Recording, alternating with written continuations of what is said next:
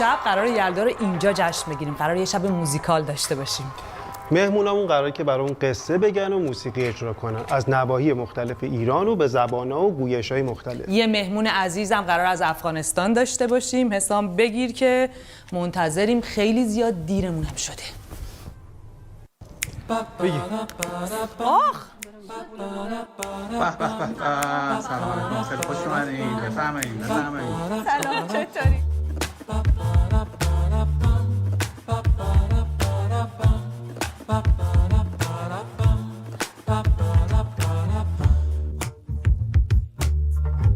ماتیکمو خوب زده.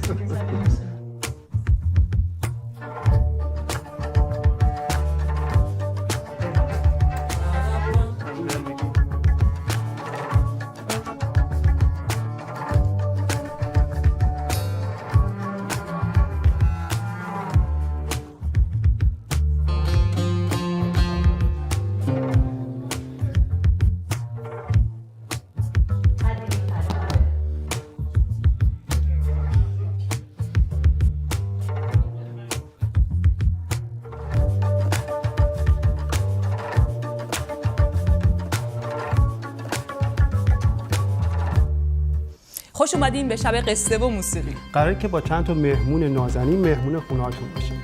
اول از همه موسیقیدان اهل بلوچستان رستم میلاشاری که از سوئد با ماست. امیلیا امپر نوازنده نیکل هارپا از سوئد.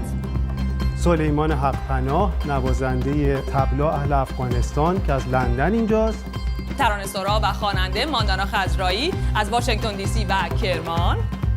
اشکار مختاربند گیتاریست از لندن. یه چند تا مهمون دیگه هم داریم که قراره که در ادامه شب بهمون بپیوندن. اما قبل از همه اونا داریوش آذر رو داریم از مونترال و تهران که قراره شعری از فردوسی رو برامون اجرا کنه.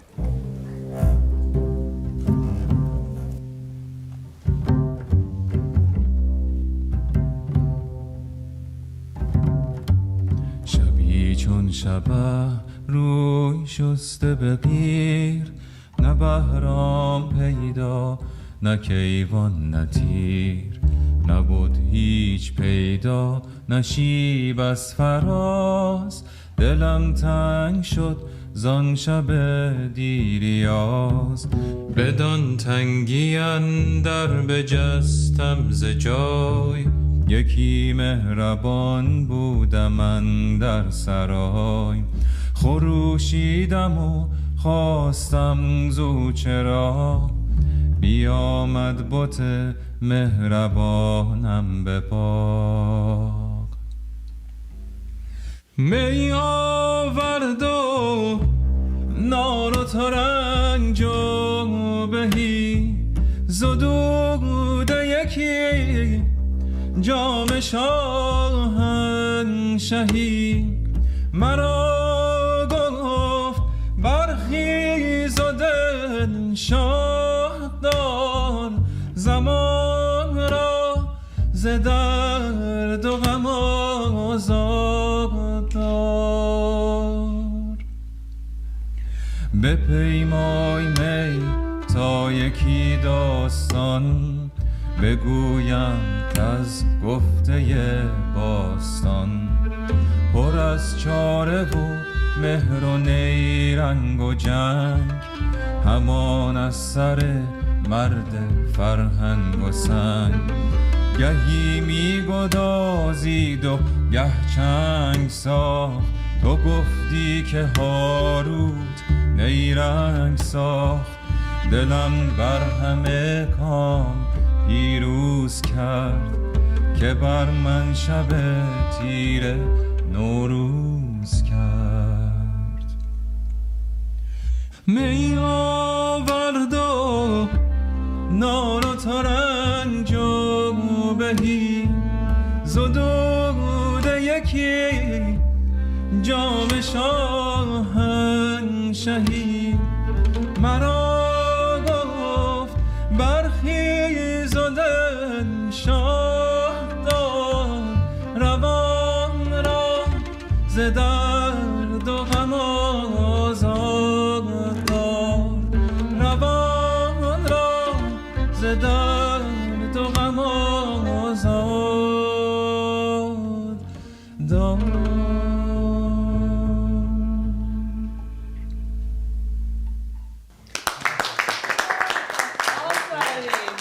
متشکرم. عالی بود داریوش، ممنون. خیلی ممنون. مرسی. برای بچه ها بگم که داریوش این آهنگ رو اختصاصاً برای شب یلدای ما درست کرد و تنظیم کرد و امشب برای ما اجراش کردش و قبل از اون دقیقاً همین بود. داریوش میگفتش که راحت نیست روی شعر فردوسی کار ساختن، ولی به نظر من خیلی خوب از پسش برآمدی و این فضای حماسی واقعاً قشنگ نشسته بود. یه نکته خیلی مهمم اینه که ما قرار از نواحی مختلف ایران به گویش‌ها، زبون‌های مختلف، آهنگ‌های مختلف داشته باشیم. شب و با زبون مشترک هممون یعنی فارسی و فردوسی که پاسدار زبان فارسی بوده شروع کردیم. زنگ زد. بکنم کوروشه. بریم دروش باز کنیم؟ پاشو بریم. ما الان برمیگردیم. خب رستم جان، صحبت از شاهنامه و شاهنامه خونی و اسم شما هم که معروف ترین اسم شاهنامه است. خیلی هم بهتون میاد. خیلی خوشحالم از این که توی این شب بسیار زیبا وصل شدم به فردوسی که بسیار دوستش دارم و فردوسی رو من تنها نگاهبان و یا نگهدار زبان پارسی نمیدونم، بلکه فردوسی رو به عنوان کسی که صاحب یک اندیشه انسانی است دوستش دارم. ماندانا به نظرم تو برو پایین تمرینتو شروع کن تا برم در رو کوروش باز کنم. قربونت برم. خب پشت در کوروش بابایی آهنگساز و نوازنده کمانچه منتظره. کوروش از تورنتو رسیده، میرم در روش باز کنم. سلام کوروش عزیز، چطوری؟ خوش اومدی به برنامه. خوش اومدی، بفرمایید از این طرف. ممنون. به به چه جای زیبایی. ما در بلوچی یک سبکی رو داریم که در واقع مترادف همون حماسه سرایی یا استوری تل هستش. خیلی دوست داشتم که الهام گرفته از این گپ و گفت شما در مورد فردوسی و آنچه که داریوشیان اجرا کرد یک قطعه شعربندی که همون حماسه سرایی است بنوازم. خیلی عالی، مشتاقیم که بشنویم.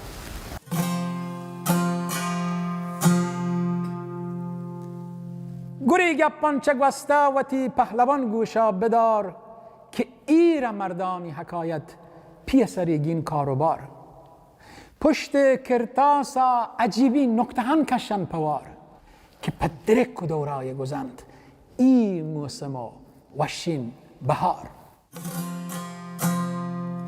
گوری ای گپان چه گوستا پهلوان وتی گوشا بدار ایرم مردانی حکایت بی سریگین کاروبار پشت کرتاسا عجیبی نکته های کشن پوار پدرک و دورا گزندگی موسموی وشین بهار نیلگه شهر بلوچی داد شاه هستا کرار پنچ ده یه دوست داری گونت همراه پیک و بیل و یار کسب و کاری کوی زمینه کرد پای باغ و بهار مرچی کش رگ بی حسابا امبولیم بو و انار مرچی کش رگ بی حسابا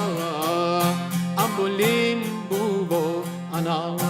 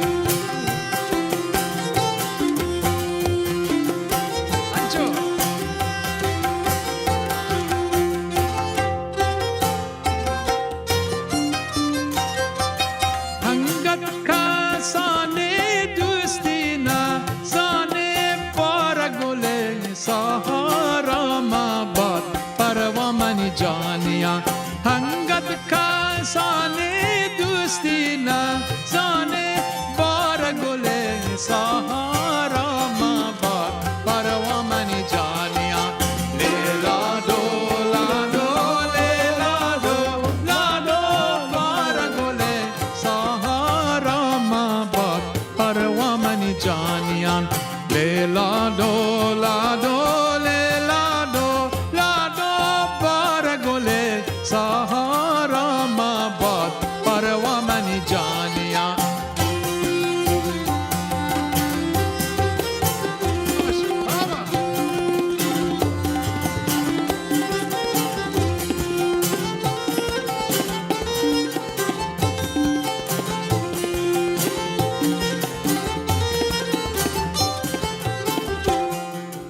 لیلا دو لیلا دو لیلا دو لیلا دو لیلا دو لیلا دو لا دو لا دو لیلا دو لیلا دو لیلا دو لا دو لا دو لیلا دو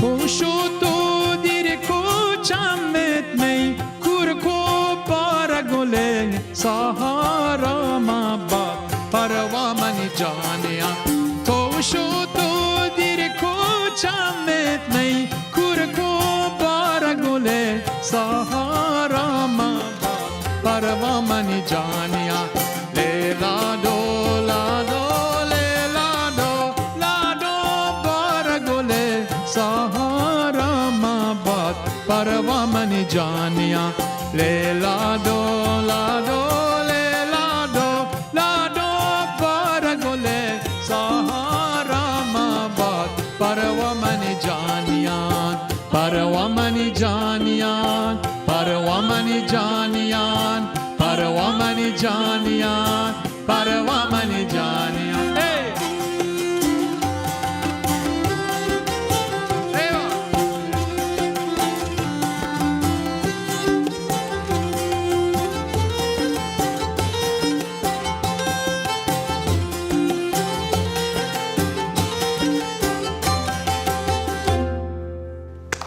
به به چه قشنگ عالی بود عالی بود عالی بود. می‌کنم. رستم جان، قبل از اینکه داستانتون رو شروع کنید بچه‌ها کوروش بابایی اومده رفتن پایین با ماندانا آهنگشون رو تمرین کنن. داریوش جان، اشکان جان و سلیمان لطف کنید برید پایین پیششون. مرسی. خب رستم جان ببخشید من قطعتون کردم، بفرمایید قصه پشت این قطعه رو بر ما تعریف کنید. همطور که قبلش توضیح دادم خب این قطعه هم حماسی بودش در سبک شعربندی. داستان حماسه دادشاست، بلوچی که متعلق به یک طایفه است و بعد دچار اختلاف میشه با یک طایفه دیگه و این اختلاف سبب میشه که اینا با هم بجنگن و این جنگیدن 14 سال طول میکشه و این در این 14 سال اتفاقات زیادی میفته، از جمله اینکه خب اون با نیروهای دولتی هم درگیر میشن، یعنی یک طرف به دولت رو میاره، طرف دیگه آواره میشه و در این درگیری‌ها آدمای زیادی از بین میرن و اتفاقات دراماتیک زیادی میفته. رستم جان این شعربندی شبیه یه جور روزنامه یا کتاب صوتی، انگار که هنرمندی که اجرا میکنه شعربندی رو میره که به یک گروهی اخبار رو برسونه یا یه خبر مهمی رو بده یا در مورد یکی صحبت کنه. دقیقاً شعربند یا همون استوری تل یا همون حماسه سرایی در واقع تاریخ شفاهی بلوچاست. و خیلی جالبه که شما این موسیقی محلی و اصیل منطقه بلوچستان رو با امیلیا امپر از سوئد اجرا میکنید.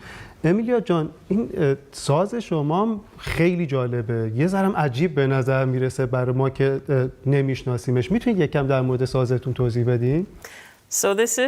این ساز اسمش نیکل هارپ هاست و ساز سنتی سوئده.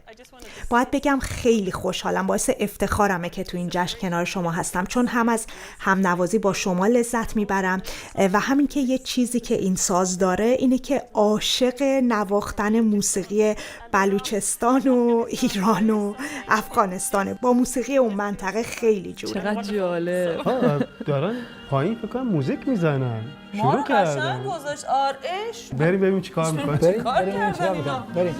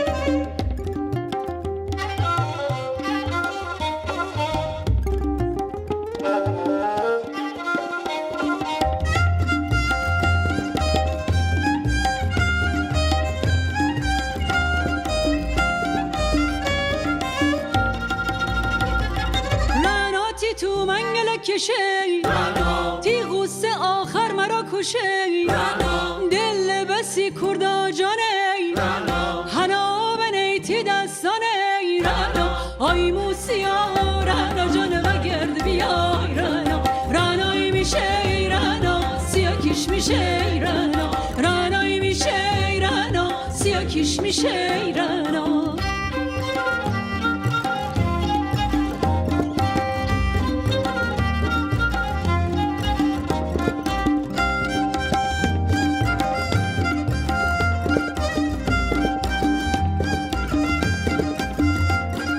پارسال بوشو امسال نامه تی بوشو را آشتر بمای تی لنگان خاشتر بمای آی موسیا رانا جان و گرد بیای رانای میشه رانا سیاکیش میشه رانای میشه رانا سیاکیش میشه رانا.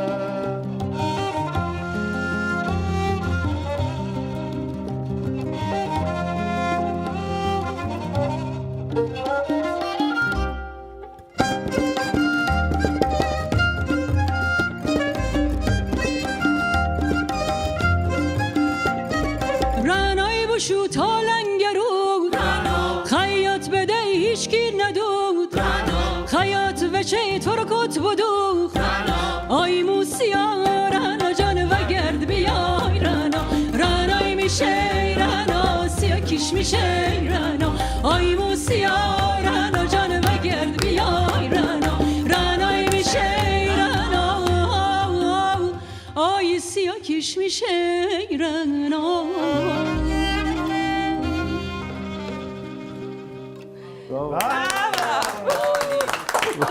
آقا من کوروش رو ندیدم برم اونجا سلام کنم. سلام خیلی خوش اومدید. خیلی یلداتون مبارک. سلام همگی. ما صندلی بازی کردیم تا تو رفتی سلام علیک کردی. ماندانا چقدر قشنگ خوندی، چقدر قشنگ اجرا کردی. اصلا ما همه سر ذوق اومدیم دیگه، نتونستیم جلو خودمون رو بگیریم دیگه. ببخشید اگر که اومدیم دیگه کرمونی کار شمالی رو خونده دیگه. از این بهتر دیگه نمیشد واقعا. قصه پشت این آهنگ چیه؟ بالاخره رعنا روسیاه بود، موسیاه بود. خب سوال خیلی خوبی پرسیدی. ببین رعنای قصه ما داستانش برمیگرده به اواخر دوره قاجار، در واقع حدود فکر کنم 170-80 سال پیش. و یک دوست نازنینی به اسم آقای کامران باباخانی کتابی نوشتن در مورد این داستان به اسم سایه روشن‌های زندگی رعنا. رعنا دختر بسیار شجاعی بوده و خیلی هم بلند قامت بوده، همونجوری که در شعر گفته میشه، که دل به گروه کسی داده بوده و ولی در واقع ارباب شهر و خانواده‌اش او رو مجبور میکنن که تن بده به یک ازدواج اجباری با شخصی به اسم نوروز و او رو بر سر سفره عقد میشونن. عقد جاری میشه، اما بعد از جاری شدن عقد رعنا شبانه فرار میکنه و میره و به دلدار در واقع میرسه. و به نظر من این شکستن مناسبات رعیت و ارباب و این ایستادگی مظلوم در برابر ظالم، این هاست که از او یک اسطوره ساخته و داستان رعنا رو به این شکل در آورده که سالها بعد از 180 سال هنوز زبان به زبان و گوش به گوش این ترانه در واقع میچرخه. داستان اینه که زمانی که رعنا در واقع فرار میکنه او رو به روسیاهی محکوم میکنن، میگن ما رو روسیاه کرده، در حالی که به نظر من الان امروز با آنچه که در جامعه امروز میگذره خیلی هم به نظر من روسفید بوده. داستان رعنا خواستگاه دختران بسیار زیادی است که در واقع ازدواج اجباری رو نمیخوان و امید دارن به رهایی و آزادی و حق انتخاب و فکر می‌کنم یکی از دلایلی که این کار ماندگار شده اینه و این داستان چقدر جالب، خیلی واقعا داستان قشنگ بود. چقدر هم کار زیبایی کردی که این کلمه روسیاه رو به موسیاه تغییر دادی، چون واقعیتش اینه که واسه یک شخصیتی به این پیشرویی و آوانگاردی در حقیقت این کلمه روسیاه بار منفی داره. این دقیقاً همین اتفاقیه که توی قصه های فولکلور و اشعار محلی ما مرتب میفته. با توجه به اقتضای زمانه و روزگار این کلمه ها، ابیات و اینها دستکاری میشن، به روز میشن و اصلا انگار که یک موجود زنده در حال حرکت این فرهنگ محلی و فولکلور. میشه گفت که این داستانا خودشون رو با روح زمانه مطابقت واقعا همینجوری مثل یه موجود زنده میمونن. کوروش جان، اتفاقا قبل از اینکه شما بیاین داشتم با امیلیا در مورد سازش صحبت میکردم که خیلی ساز منحصر به فرد و جالبیه. ساز سنتی مردم سوئد و یه جوری ساز ملیشون حساب میشه.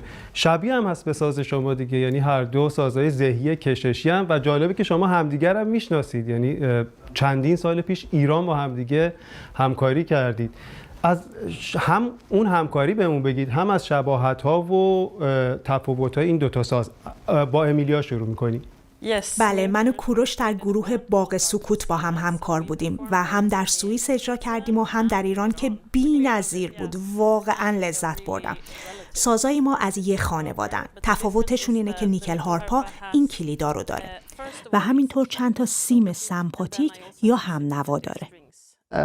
شاید بهتر باشه از کلمه کمانچه شروع کنیم. خب همه میدونن که به آرشه در فارسی کمان گفته میشه و فکر میکنن چون شبیه به کمان هست خب این اسمش کمانچه است، ولی من فکر میکنم که دلیل دیگه وجود داره و اون برمیگرده به تاریخ ساخت اولین وسیله‌ای که انسان برای شکار استفاده کرد و اون تیر و کمان بوده. شما همین الان هم وقتی تیر و کمان رو صداش رو در میارین، ذهن شروع میکنه به لرزیدن و یه صدای ایجاد میکنه. بعد با این اتفاق احتمالاً انسان اومده سیم‌های دیگه‌ای هم به این کمانش اضافه کرده و احساس کرده صداهای متفاوتی میتونه از این کمان خارج بکنه. رفته رفته این کمان رو، تعداد این سیم‌ها رو اگه برداریم یه سیم اضافه بکنیم و با انگشت هر سیم رو کوتاه بکنیم، شاید کانسپت ایجاد شدن یه سازی شبیه به کمانچه رو بتونیم بهتر درک بکنیم. در حقیقت یک کمانی است که شما با انگشت گذاشتن روی سیم‌ها فواصل سیم رو نسبت به خرک کوتاه می‌کنید و ارتعاش سیم رو، صدا رو ریزتر و تیزتر می‌کنید. خیلی جالبه که موسیقی اینجوری میتونه که مرزا رو پشت سر بذاره. یه ساز کلاسیک ایرانی مثل کمانچه میتونه با یه ساز قدیمی سوئدی مثل نیکل هارپا با هم دیگه همکاری کنن و اجرا کنن. الان برامون یه چیزی با هم میزنید؟ حتما سی ماینر میکنید.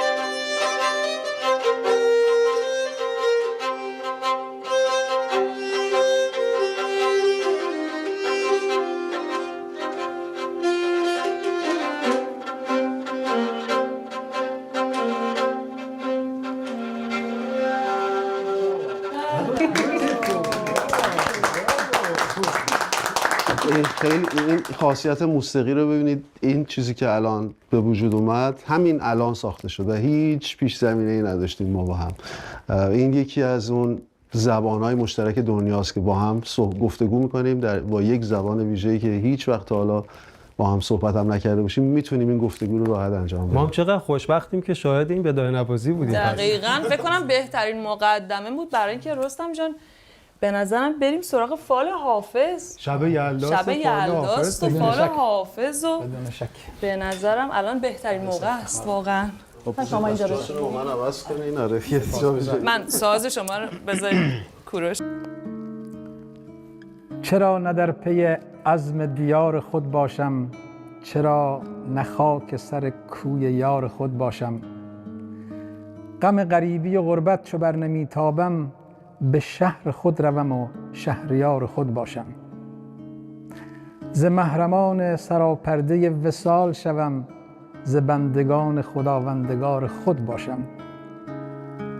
چو کار عمر نپیداست باری آن اولا، که روز واقعه پیش نگار خود باشم.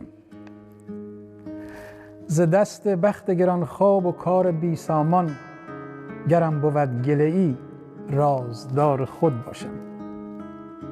همیشه پیشه من عاشقی و رندی بود، دگر بکوشم و مشغول کار خود باشم. بود که لطف ازل رهنمون شود حافظ، وگرنه تا به ابد شرمسار خود باشم. نوید بازگشت میداد. این فالی که شما گرفتین خیلی فال نیکویی بود واقعا. آدم دقیقاً و شاید بشه گفتش که حالا این بازگشت شاید جغرافیایی هم لازم نیست باشه، بازگشت به خود. اونجاش قشنگه که میگه روز واقعه پیش نگار خود باشم، یعنی امیدوارم که هممون روز واقعه پیش نگارمون باشیم. اینم حسن در واقع تفعال به حافظه که زبانش میتونه زبان دل همگی ما باشه. واقعا ممنون. از جاهای مختلف ایران ما موزیک شنیدیم، افغانستان، ولی البته یه ذره از موسیقی افغانستان تو همه اجراهامون شنیدیم تا الان. آره شما ماشاءالله سلیمان با سازشون همه جا مشارکت کردن و انقدر خوب ساز میزنید که واقعا خوشحالم از بودن با این جمع. سلیمان جان یه داستان از افسانه‌های محلی افغانستان برامون میگین؟ بله لطف شما. فکر میکنم مناسب به شب یلدا داستان آهنگ مولا محمد جان که یک آهنگ ماندگار و فولکلوری مولا محمد جان رو بخونیم. میشه، چرا نمیشه؟ بعد میتونیم کوشش کنیم با هم. داستان آهنگ مولا محمد جان داستان عاشقانیه که برمیگرده به عصر تیموریا که در هرات اتفاق افتاده بوده. جوانی بوده به نام مولا محمد جان که معلم یک مدرسه به نام مدرسه گورشاد بیگم. ای همیشه روزانه بعد از مدرسه میرفته سر یک چشمه برای وضو گرفتن و خلوت کردن. خب یکی از روزها به سر چشمه قلنفور که میره بعد یک دستمال سفید رنگی میاره به رو از این میزنه و لحظات بعد میبینه یک دختر خانم بسیار زیباروخ پیش از این دنبال دستمال خو میکرده. بنابراین اینجا جرقه عشق تولید میشه بین مولا محمد جان و معشوقی از او که به نام عایشه بوده و عایشه تصادفاً دختر یکی از فرمانرواهای وقت بوده. بنابراین مولا محمد جان میره نزد پدر خو و هماهنگی میکنه که برای خواستگاری برن به نزد پدر عایشه. متاسفانه پدر عایشه با هی وصلت توافق نمیکنه. خب یکی از روزها به سر چشمه عایشه خواندن با خود زمزمه میکنه یا بلندتر با دخترها که علقی بودن زمزمه میکنه که بیا بریم به مزار مولا محمد جان سیل گل لاله‌زار و دلبر جان. در این اثنا امیرعلی شیر نویی از امو خیابان تیر میشه. وقتی این صدای آهنگ میشنوه میره پیش از دختر خانم و میگه که این فلسفه از این آهنگ بگو مولا محمد جان کیه که قدر جوان خوشبختیه که تو عاشق از او شدی. و امیرعلی شیر نویی مسبب رسیدن از اینا میشه. دو عاشق ناکام به هم میرسن و بعد از اینا با کاروان به مزار میرن و امی آهنگر امیرعلی شیر نویی برای مطربای و مو وقت میده کاروان که اینا با هم بخوانن و ساز کنن و از مو وقت رسم تجلیل سال نو و جهنده یا مو بیرق مزار و چیز مروج شده که به مزار شریف که بالا میکنن. حالا که داستانشو تعریف کردین خود قطر هم اجرا کنیم. بله خیلی خوب. همه این آهنگیه که همه به او آشناین و بدون شک.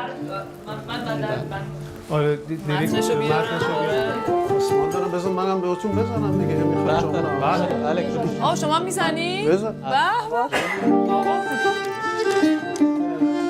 روشان.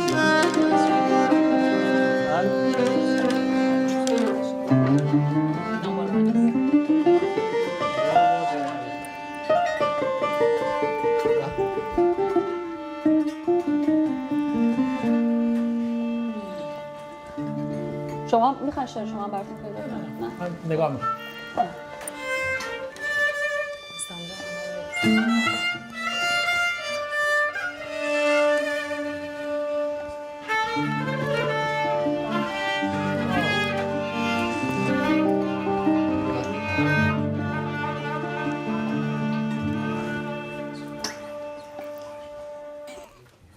Three, four.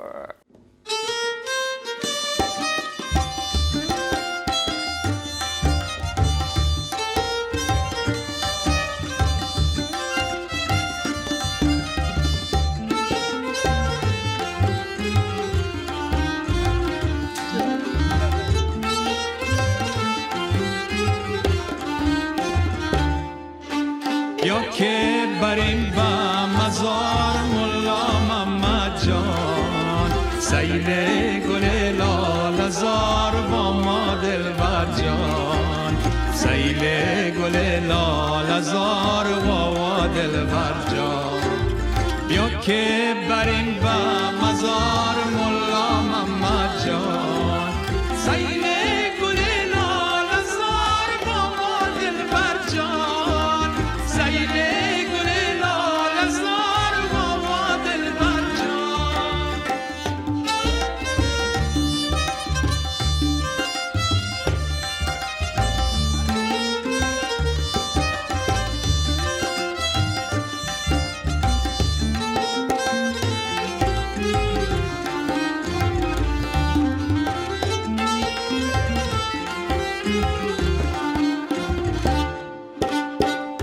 علی شیر خدا یا شرم دوا کن مناجات مرا پیش خدا کن، مناجات مرا پیش خدا کن. چرا غیر و غمی در دل میشم که هر جا عاشق است دردش دوا کن، به هر جا عاشق است دردش دوا کن. یا که بریم به مزار ملا محمد جان، سیل گل لالزار آقا دلبر جان. بیا که بریم به مزار ملا محمد جان، سیل گل لالزار آقا دلبر جان.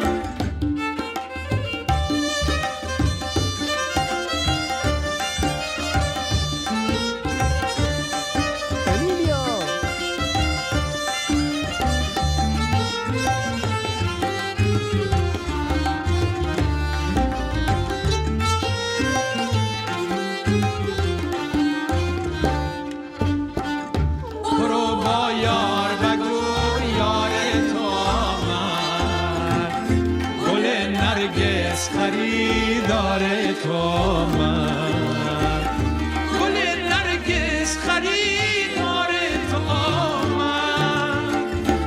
برو با یار بگو چشم تو روشن، همان یار وفادار تو آمد، همان یار وفادار تو آمد. یا که بریم به مزار ملا محمد جان، سیل گل لالزار آقا دلبر جان. یا که بریم به مزار ملا محمد جان، سیل گل لالزار آقا دلبر جان. آفرین به همه. رستم جان، ما خیلی مشتاقیم که یه آهنگ دیگه از شما بشنویم.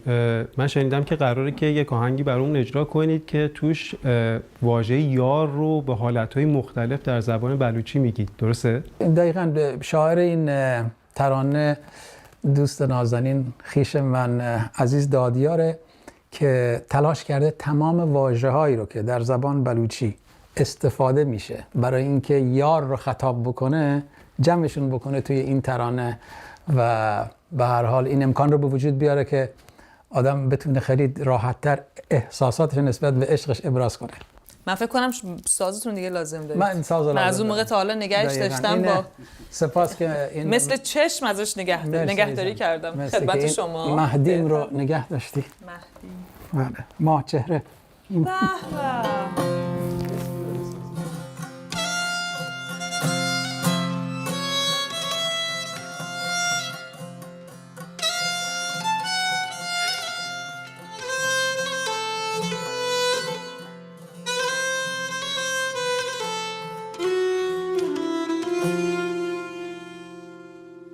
La de la de le la di la di la di la di la de le la di gol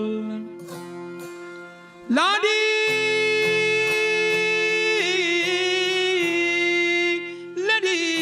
gol la de la de le la di la di la di la di la de le la di gol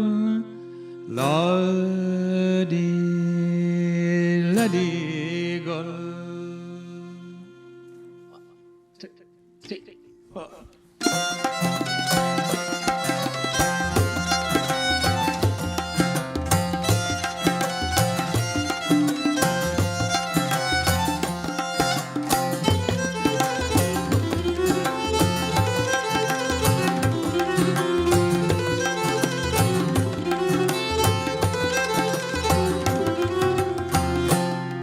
بیا او دونانین هانلوک راجی تلاهین بانلوک تیچم کنجالا بیا چنگو سازی زیملوک وشرام مگینتی تانلو تیجم کنجلا تیجم کنجلا تیجم کنجلا تیجم کنجلا تیجم کنجلا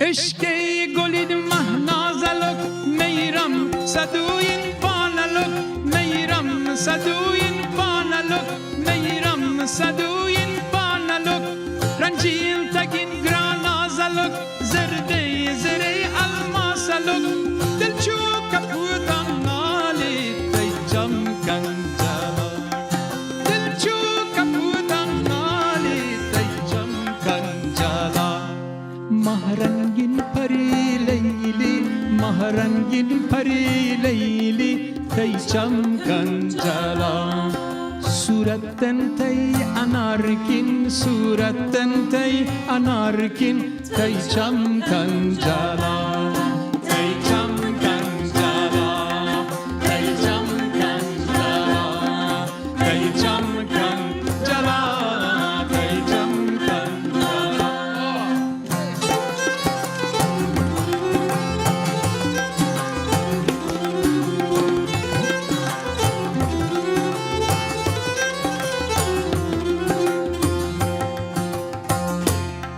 بیا حلق محتوسین پری گهتر چه زهرا مشتری گهتر چه زهرا مشتری گهتر چه زهرا مشتری پاری چو سروی جوسری انتر چه ماها امبری دلچو کپودم نالی تیجم کنجلا دلچو کپودم نالی تیجم کنجلا مهرنگین پری لیلی مهرنگین پری لیلی تیجم کنجلا صورتن تی انارکین صورتن تی انارکین تیجم کنجلا تیجم کنجلا تیجم کنجلا تیجم کنجلا تیجم کنجلا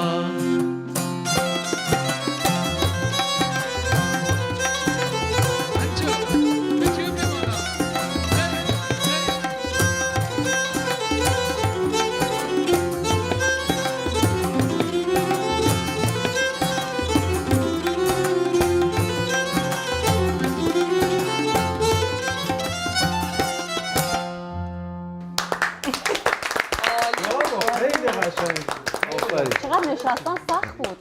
آره واقعا ما هاش بیم وسط دیگه جلوی خودمون واقعا به سختی گرفتیم. من با اجازهتون برم بالا یه سالاد درست بکنم. فقط داریش یه کمکی من اشکون تو هم اگه بیاید با من بالا خیلی خوبه کمکم بکنید. ما یه چه سالادی میخوای درست کنی؟ شیرازی دیگه معلومه. کوشان شما اصالتا اهل کجایی؟ خدمت در شد که من آبادان متولد شدم ولی در حقیقت اصلیتم آبادانی نیست. پدرم اهل بروجرد بودن و مادرم که بالای سر ما همچنان هستن اهل همدان. من خودم در همه این شهرها هم زندگی کردم. اهواز، آبادان، همدان، تهران، تورنتو، خلاصه در همه جای ایران سرای من هست منهای تورنتو. خب پس من 4 تا سوال دارم ازتون. توی آبادان و تهران و بروجرد و همدان به یار چی میگن؟ میگن کراش. نسل ما یار میگفتن، نسل ایشون کراش دیگه. تو کرمون هم میگن کراشو. کراشو. ببین خوبی این خونه اینه که پر از اتاق موزیک. بفرما. اینم یه اتاق موزیک دیگه، همون پیانو داریم، گیتار داریم، همه چی ما اینجا داریم. آره طبیعتاً پیانو باید داشته باشه دیگه خونه به این قشنگی. راست میگی. اشکان جانم، از سر شب تا تو خیلی ساکت بودی. کجایی هستی تو؟ ما خانواده مادریم اهل تهران. خانواده پدریم شوشتری هم. خودت هیچ وقت شوشتر اصالتاً. زندگی کردی؟ نه. میدونستی من خوزستان بزرگ شدم؟ نمیدونستم. من میدونستی من آهنگ شوشتری بلدم بخونم؟ اون آهنگ بیو بریمش بیو بریمش. گیتار بودی؟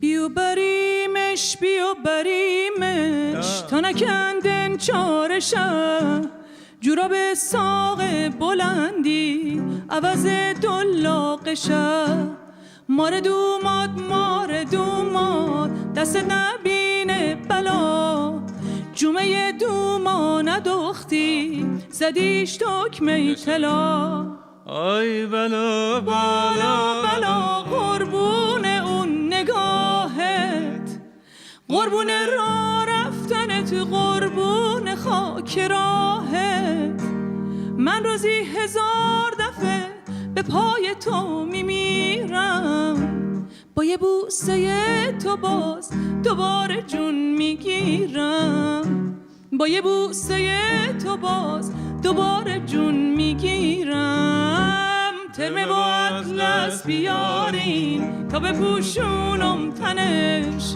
سینه ریزی از جواهر سلام علیکم. سلام. خیلی پیانو نه داریش داشت دنبال پیانو میگشت. یا آهنگ آذری قراره بخونم براتون. به اصالتا مگه تو آذری هستی؟ آذری مثلا. دیگه داریوش آذر فکر کنم آذری نباشه. تبایی آذری. داریش چی میخوای برام بخونی آذری؟ یه آهنگی بابام همیشه میخوند، اونو بلدم. حالا بذاریم براتون اجرا کنم بعد میگم چی به چیه. زیباست.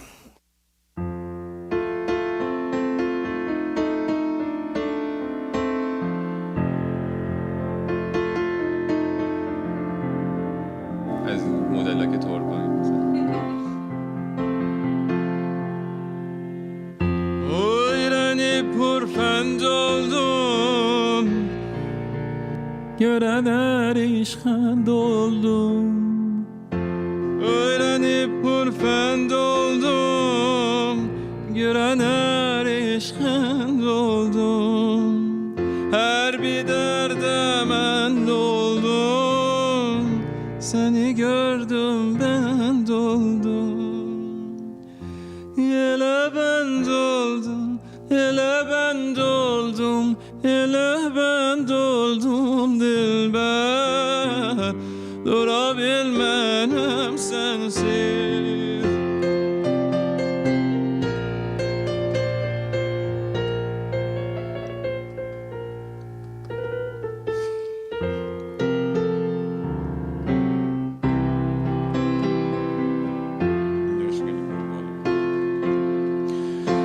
Hiç kesi ben görmezdim Sırrımı söylemezdim Hiç kesi ben görmezdim Sırrımı söylemezdim Nedir aşık bilmezdim Seni gördüm ben doldum Nedir aşık bilmezdim Seni gördüm ben doldum Ele ben doldum Ele ben doldum Ele ben doldum dilber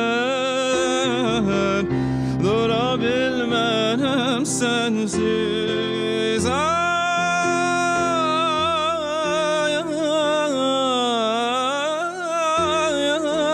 ceylanım Humar oldum ay ceyranım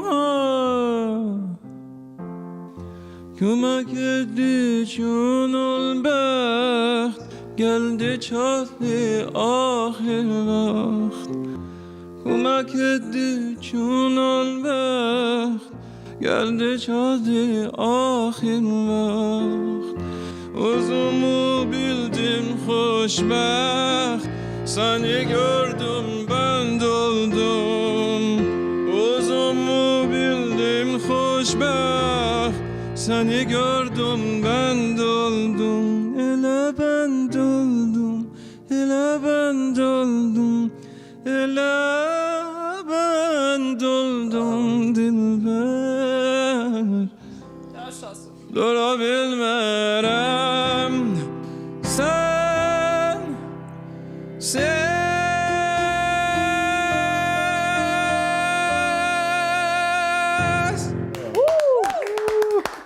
عالی بود عالی بود بشین سوال دارم با کجا داری میری؟ نهنگ داره میره کارشو کرد تموم خداحافظ شما این آهنگ آشیمالالام بود درست میگم خیلی برای آذریا خاطره داره من بگو ببینم این داستانش هم خیلی معروفه یه اپرایت معروفیه که فیلمش هم ساخته شده که داستان یه مثل همه داستان عاشقانه داستان یه پارچه فروشی عاشق در واقع می‌خواسته یه دختره رو باش ازدواج بکنه ولی پولدار طبق معمول یه پولداری عاشقشه دختره ببین عاشق یه خب شعرش اشاره میکنه به این موضوع شعرش آره میگه که لبن دلدوم یعنی گرفتارت شدم یه جوری گرفتارت شدم این عشق واقعی هم همونه دیگه تو به هیچ چی فکر نکنی دیگه فقط اون عشق رو بخوای اون آدم رو بخوای اصلا برات مهم نباشه مال داره منال داره ببین هنوزم عشق واقعی همونه خب بچه اگه آهنگ یواشکیاتون رو خوندید بیاید بریم اون ور رستم میخواد بره یه آهنگ دیگه داره بخونه دور هم باشه بذار یه بار دیگه براتون بگم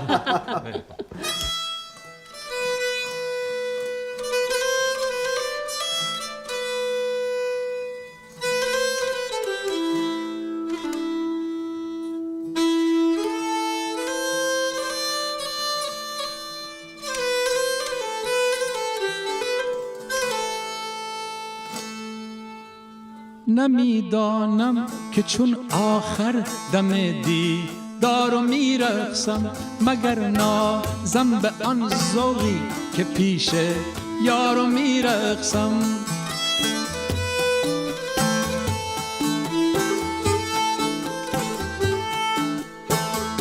اگرچه قطره شبنم نپویید بر سر خاری منم آن قطره شبنم به نوک خار میرقصم تو هر دم میسرایی نغمه و هر بار میرقصم به هر طرزی که میرقصانیم ای یار میرقصم نمیدانم که چون آخر دم دیدار میرقصم مگر نازم به آن ذوقی که پیش yar miraksan. När som flickorna de gifta sig då får de annat till att tänka på.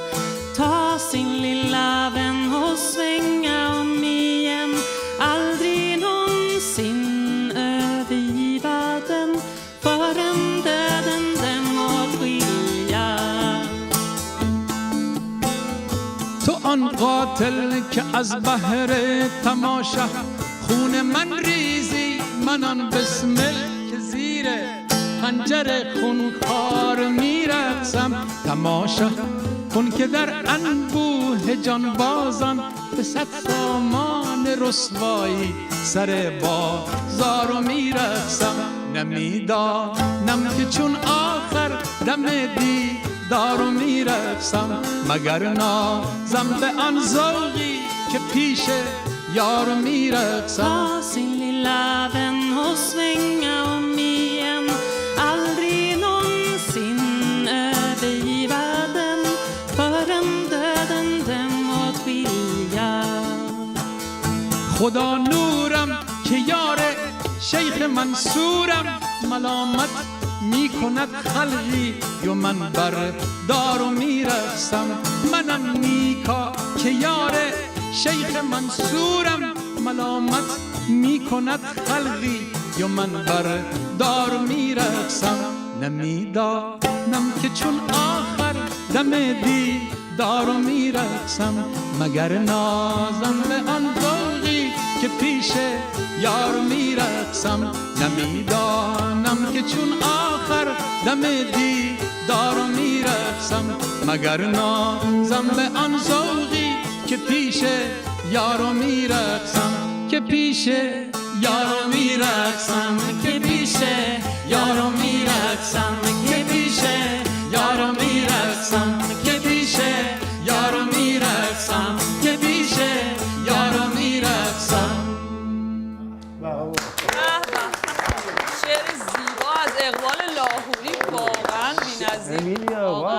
ازتون. سپاسگزار.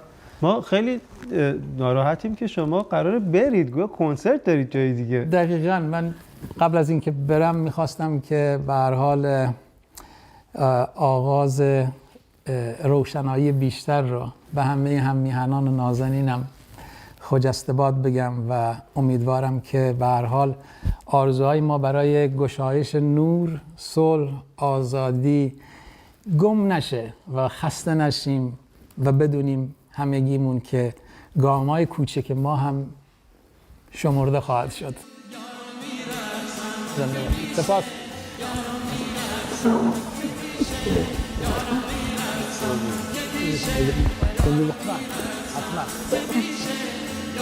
دو تا از مهمونامون رفتن ولی دو تا مهمون عزیز دیگه به جمعمون اضافه شدن. الانا خواننده و آهنگساز کرد که آمریکا به دنیا آمده و بزرگ شده و مانوس نوازنده باس از قبرس. با هم بیایید.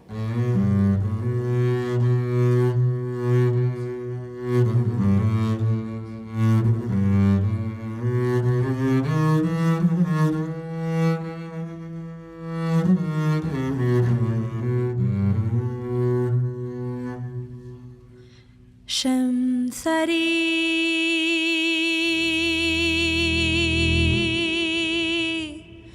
نرگس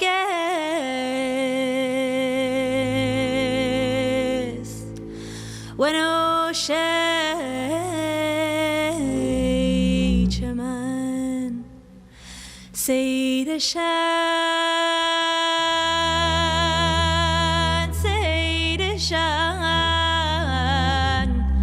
آزان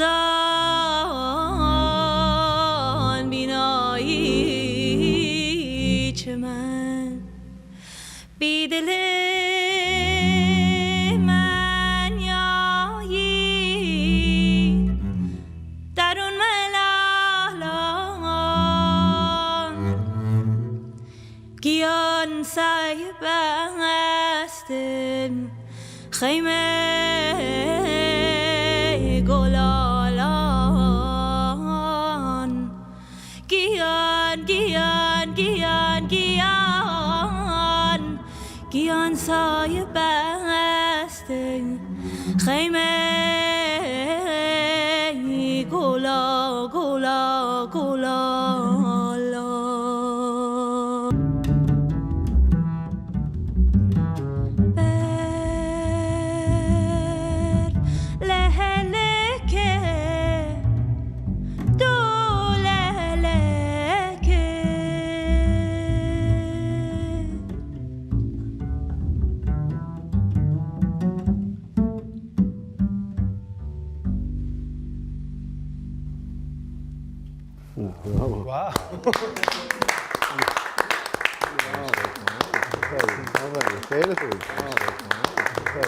الانا جان، این آهنگ هوی بود از آلبوم شخصی جدید شما. یه ذره در موردش توضیح میدی؟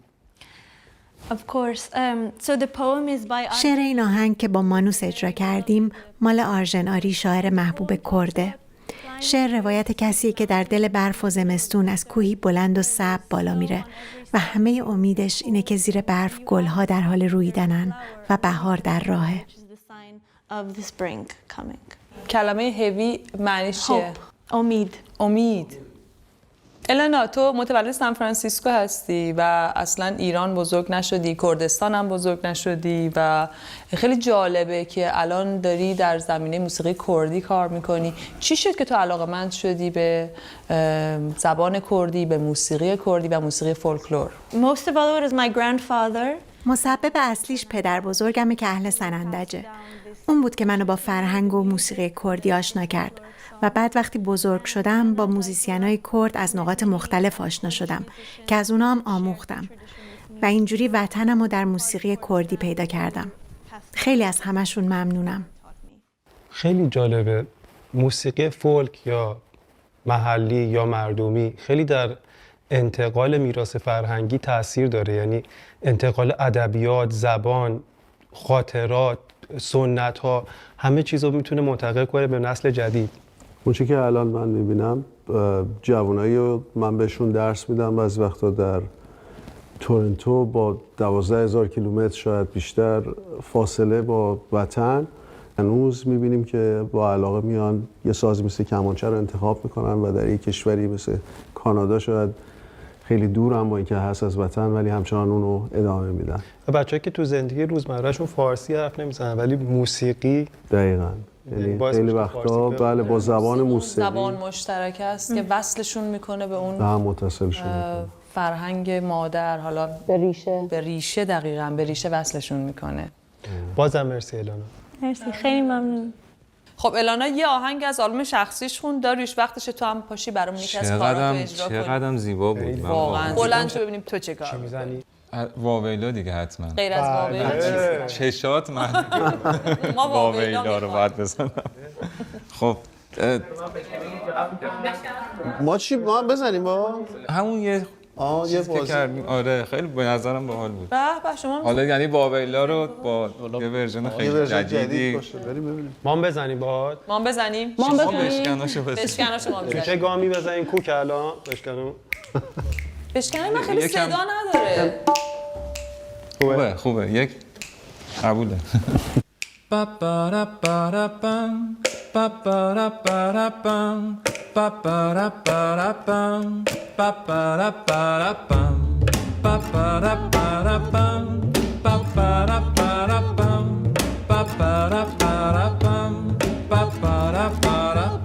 چه نستعلیق میرقصی مثل ماهیچه دریا، تو میخندی و میریزم، تو پا میشی و واویلا واویلا واویلا واویلا واویلا. چه برقی میزنه چشمت در این بوسه سرپایی، چه شمشیری بغل کردم به قصد کش زیبایی زیبایی زیبایی زیبایی زیبایی. ولم کن وسط عطره، ولم کن وسط خنده، ولم کن وسط موها که این دنیا به مو بنده، ولم کن وسط عطرت، ولم کن وسط خنده، ولم کن وسط موهات که این دنیا به مو بنده. Ba-ba-da-ba-da-bum, ba-ba-da-ba-da-bum, ba-ba-da-ba-da-bum, ba-ba-da-ba-da-bum, ba-ba-da-ba-da-bum, ba-ba-da-ba-da-bum, ba-ba-da-ba-da-bum, ba-ba-da-ba-da-bum. تو نستعلیق میرقصی مثل روح یه گهواره، توی مرکز این پرگاه، منم دور تو آواره. چه شخمی میزنه دستت به این مرتع پوسیده، چه زخمی میزنه لبهات به این گردن بوسیده. ولم کن وسط عطرت، ولم کن وسط خنده، ولم کن وسط موها که این دنیا به مو بنده، ولم کن وسط عطرت، ولم کن وسط خنده، ولم کن وسط موهات که این دنیا به مو بنده. با-با-را-با-را-بام، با-با-را-با-را، با-با-را-با-را-بام، با-با-را-با-را-بام، با-با-را-با-را-بام،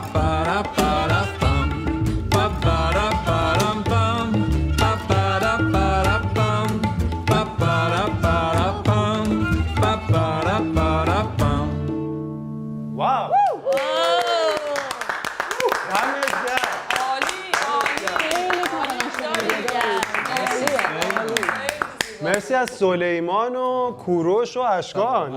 همه دست ساز و منتظر. برای خود من خیلی جالب بود یه ورژن با آنسامبل تبلا و کمونچه و گیتار سنتیش کردم. واویلای یلدایی. واویلای یلدایی بود. مرسی که واسه زیباتون خواهش می‌کنم، با افتخار. خیلی کار زیبایی بود. با افتخار. داریوش، ترانه این کار از احسان گودرزی، ملودیش از خاطره حکیمی، درست میگم؟ آره دیگه، گروه دوبارن تو دوران کرونا که قرنطینه بود با بچه‌ها قرار گذاشتیم که آقا من و مریم همسرم احسان و خاطره فقط با هم معاشرت کنیم. بعد و این خب خیلی زمان زیادی شد دیگه، 2 سال شد که ازش واویلا در اومد برای من که احسان شعرشو گفت، خاطره ملودیشو، و سفرناک که در ازاش یعنی سفرناک شد که من تنظیم کردم. خیلی جالبه، اصلا کارهای موندگار توی دنیای موسیقی معمولاً محصل همین نشستن‌ها و با هم بودن و معاشرت‌ها و رفاقت‌هاست دیگه. اصلا معروف ترینش همون دادای دای دای داره که داوود بهبودی داریوش اقبالی و اردلان سرفراز. بله دیگه اون هممون میدونیم. اون میشه. آره یه حرفی کوروش زد، گفت چقدر جالب اینجوری میشینیم میزنیم یه جوری میشه که نشستی داری تنظیم میکنی نمیشه. امکان نداره. آره واقعا. دمتون گرم. اتفاقی هم که الان اینجا افتاد خیلی از دل اومد و طبیعی بود و فکر کنم امیدوارم که به دلام بشینه. ماندانا جان، شما یه قطعه گیلکی خوندید، دیگه وقتشه که یه قطعه از شهر خودتون کرمان هم بخونید برامون. 100%. کرمان؟ باشه کرمان. حتما با کمال میل. داری شما اینجا همراهی میکنی؟ آره لطف میکنی؟ اگه لطف آره مرسی.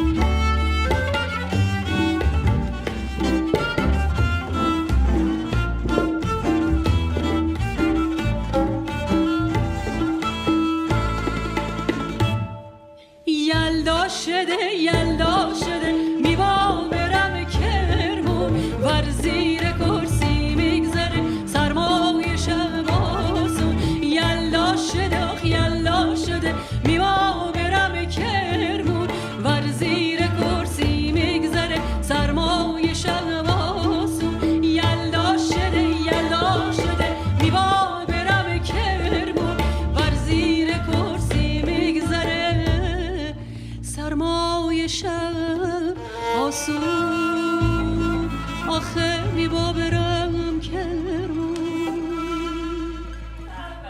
وقتی بریم کرمون مانوس هم بیاد بریم کرمون. مانوس بریم کرمون. شما یه دونه لالایی هم قرار با هم دیگه اجرا کنید. به نظرم الان دیگه وقتشه. میخواید داری شما بیا اینجا بشین مانوس شما برید پشت ساز جاهاتون رو با هم عوض کنید که بتونید. کوروشکیان با ما همراهی میکنی لطفا؟ بله حتما. لالایی رو میخوایی نه؟ آره.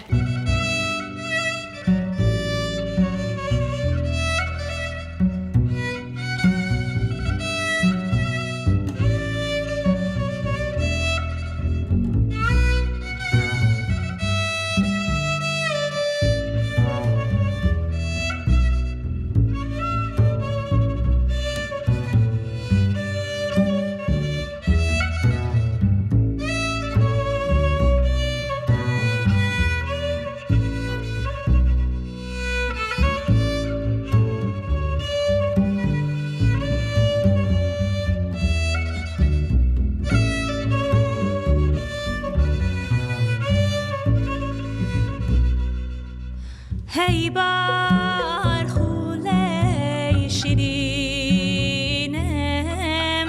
آواتی هموجینم شوی تاریک نمنه تشکی رشد تسره تشکی رشد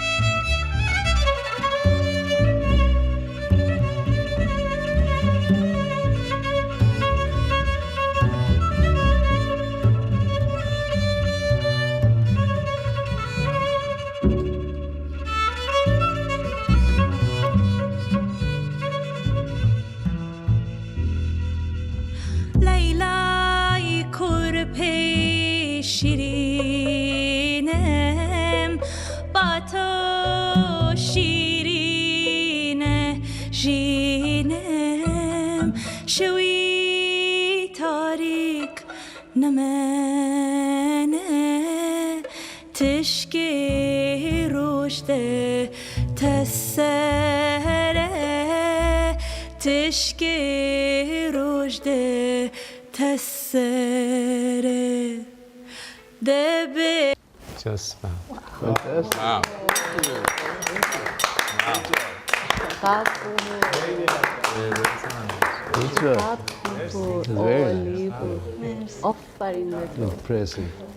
خیلی قشنگه. من حتما باید یاد بگیرم برای دخترم بخونم خودم. ما ایرانی‌ها توی مناسبت‌های مهم مثل نوروز، مثل یلدا معمولاً آرزو می‌کنیم. ماندانا به من گفتش که یه آرزو آماده کرده برای امشب که میخواد برامون بخونه. یه توضیح قبلش بدم. یادتونه بچه بودیم عمو زنگی باف بازی می‌کردیم؟ آفرین، همینو میخوام. من وقتی که آرزو رو میگم، اونجایی که من پاز میکنم و میستم، شماها به حالت سوالی از من بپرسین فقط همین. فقط همین؟ فقط همین؟ آفرین، همین. فقط همینو میخوای؟ آرزو میکنم که باد توی گوش درختا خبری تازه بگه. نپیچونه همه رو به هم دیگه، حرفشو از ته دل ساده بگه. فقط همین؟ عمر شب کوتاه بشه، روز بیاد، صدای خنده و شادی به جای سوز بیاد. فقط همین؟ شوق چشم ابرا رو به گریه بیاره، کوچه ها پر بشه از ترانه ها، دیگه هیچ دیو و ددی اشک نداره. فقط همین؟ اجاق همسایمون سرد نشه، آسمون قهر نباشه با زمین، توی هیچ زندگی فقر نباشه بکن. فقط همین؟ برف بیاد، بارون بیاد، صدای بهار ما از توی ناودون بیاد، دست دلدار به دلدار برسه، خبر رسیدن یار برسه. فقط همین.